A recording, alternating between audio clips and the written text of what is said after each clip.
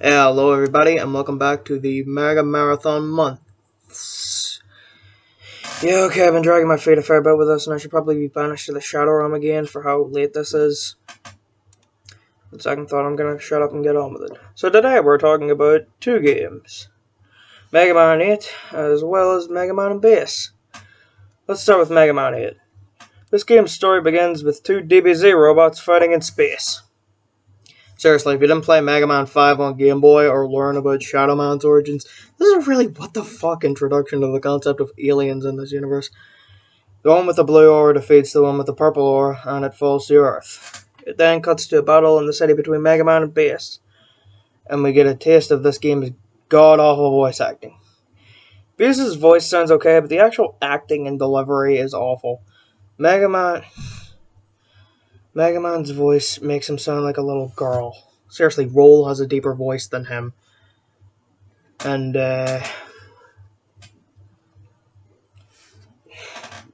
well, anyway, she's the only decent voice actor in this game, really. Anyway, besides that, she shows up to call Mega Man away while he's fighting Bass.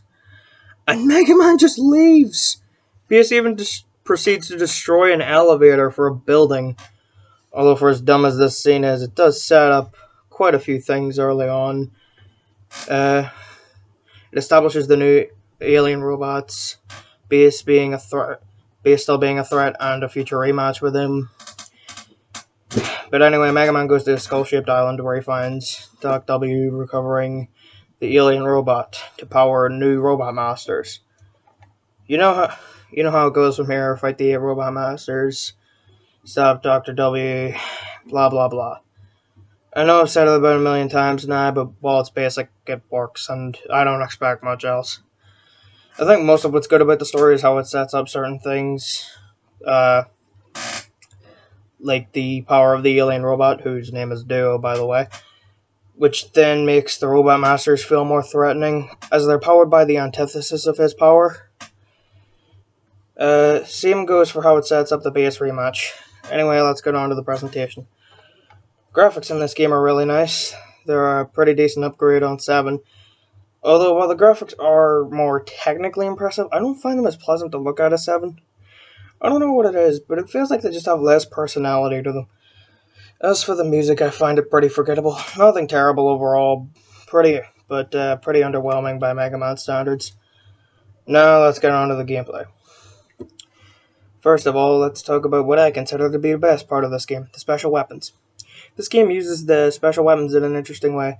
Instead of the weapons being used in a primarily offensive way, they're used more for puzzles and platforming, because this game introduces upgrades that you can purchase with the bolts you get in stages. Although I have a problem with this, but I'll get back to that anyways. I really like how the weapons are handled in this game. There are some primarily offensive weapons, like the Super OP Flash Bomb. By the way, real creative name there, Capcom. But you really strained yourself to realize that the Flash and Crash Man's names rhyme. And they're pretty useful. But I don't use either the Flash Bomb or the Atomic Crush that much, but they're useful enough. I really like the use of these weapons, though not as much as the exploration in 7. Still, I like it a lot. Now to get on to my problem with the upgrades. Remember how in 7 bolts were everywhere, so getting E-Tanks is really easy? Well, now the bolts are barely anywhere, which really sucks. You may think it makes it less easy to get E-Tanks, but but guess what? They aren't in this game at all. Now all the shop is good for is getting upgrades, which are a replacement for weapons. But bolts are insanely rare, so getting upgrades is really hard.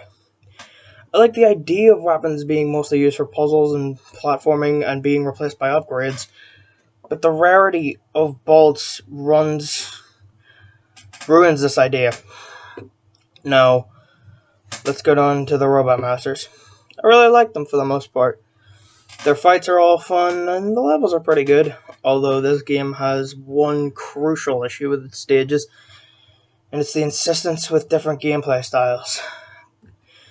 There's a shooter section in Tenguman stage. I like that one, but they repeat it in Wily stage 2.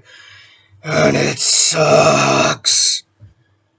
But the real offender is that motherfucking snowboard.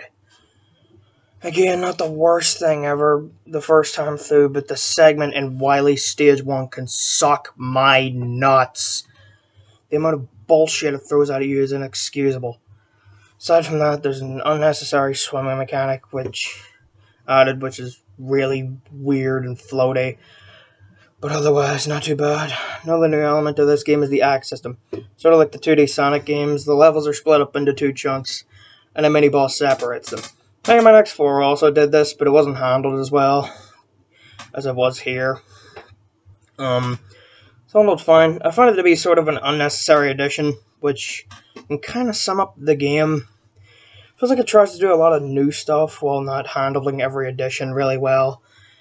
And also removing a lot of the good stuff from 7. I mean, that's what made 7 work. It wasn't too different, but it did come with some interesting new additions that made it stand out from other Mega Man games. Whereas this game does too much, and it feels like the devs didn't really flesh all of it out. Now to get on to the second game. But beforehand, wow, it's really warm in here. I'm going to need some refreshments. Alright, I'm good to go. So, now, the second game of today's review, as I said earlier, is Mega Man Bass. Don't worry, I'll try to make this part short. I'm aware this video's length. The plot of this game is a robot named King showed up and took over Dr. W's fortress, and is now trying to kill all humans and make a world for robots. Standard stuff. The only reason it's not Wily is so Bass can be playable for the first time. Gameplay-wise, Mega Man is the same as an 8, but now Bass is playable, and he is super OP. His shots are rapid fire, he can shoot in multiple directions, he has axis dash and a double jump, which makes him the only way to play this game. Because it's really difficult. But here's a fun fact for you. Just because this game is difficult, doesn't mean this game is bad. Sure, playing as Mega Man is a nightmare, but as long as you play as Bass, it's manageable. So this game isn't Mega Man and Bass, it's just Bass. Holy shit, that's a great idea. Bass solo game. Get to that, Capcom. But I digress. Overall, I don't have much to say here. I mean, sure, this game is hard, but it's overall not bad. Another 7 out of 10. If you play as Bass. Anyway, I'm that guy with the googly eyes. See you next time for the Mega Man 9 and Mega Man 10 review. Got another double review. And, hopefully it won't take as long this time. And, yeah, if you like the video, leave a like, comment your thoughts down below. If you want to see more of my stuff, consider subscribing. I'll see you next time. Seriously, Capcom, get on that. I want my edgy guitar Mega Man, boy.